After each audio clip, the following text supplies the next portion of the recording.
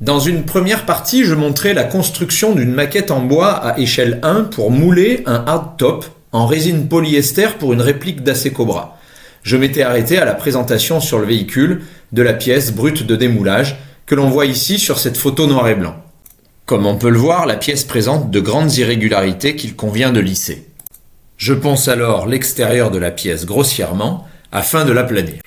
Ensuite seulement je projette un après polyester que je poncerai à la cale en utilisant un témoin de ponçage de couleur noire comme ici. Le travail est long, fastidieux, mais finalement je finis par y arriver. La pièce petit à petit s'approche de son état final. À l'époque je ne savais pas souder. Mon oncle me fabrique alors une armature métallique que je noie dans la résine et qui permettra de rigidifier la pièce. Et je peux désormais m'occuper de l'ouverture de la lunette arrière. Je dois alors créer un maximum de repères, comme ici, afin de respecter la meilleure symétrie possible. Une fois tracé, je protège la pièce et m'aventure à réaliser un moule de la future glace pour thermoformer une pièce en plexiglas.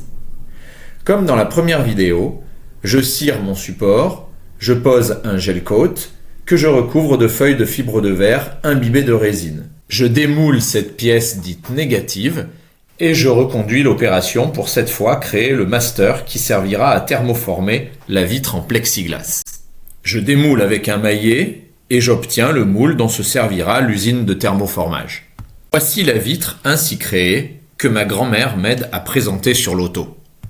Maintenant, il ne reste plus qu'à découper le plus précisément possible avec une Dremel la réservation de la lunette arrière sur le hardtop. À ce stade, je peux maintenant peindre la pièce, installer la vitre arrière et poser un joint de contact entre le hardtop et la voiture afin de ne pas l'endommager. Voilà, la pièce est finie. Ce fut une belle expérience, même si je préfère de loin la ligne de l'auto en version speeder cheveux au vent.